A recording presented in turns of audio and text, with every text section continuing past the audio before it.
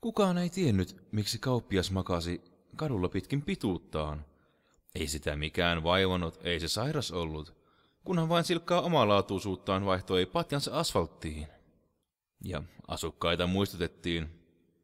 Oli 2 kultaista käskyä, niin nuorelle kuin iäkkäälle. Älä pidä pahaa elämää, äläkä astu kauppiaan päälle.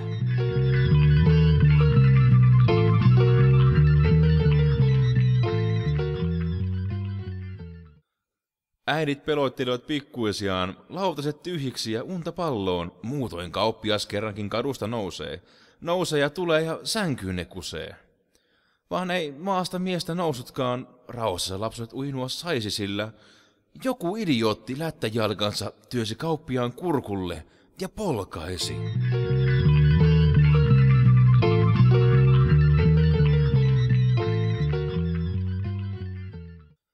Ilmahormista horjahti miehen päähän, rouvalta kaatui kynttelikkö.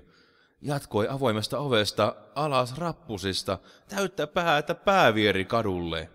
Ja palomestari oli varmasti sokea, sammutti väärää taloa ja jäi palavan alle. Ei ihme, että haisi kuja kuselle ja kuolemalle.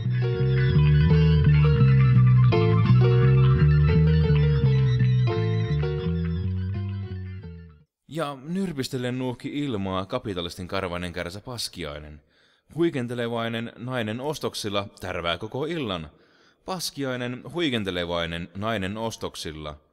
Tärvää koko illan kapitalisti. Haaska kaalia kassiin pisti.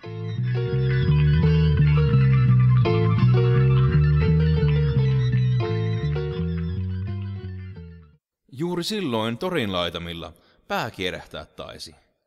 Kun paikalle saapui jalkapallokuuluisuus, pyyhki jalkansa ja potkaisi.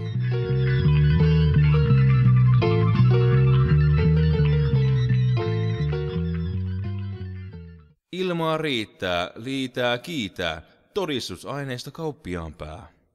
Katukiveykseltä sukeltaa se kaalinpäinen sekaan, akan kassiin ja akka taksiin.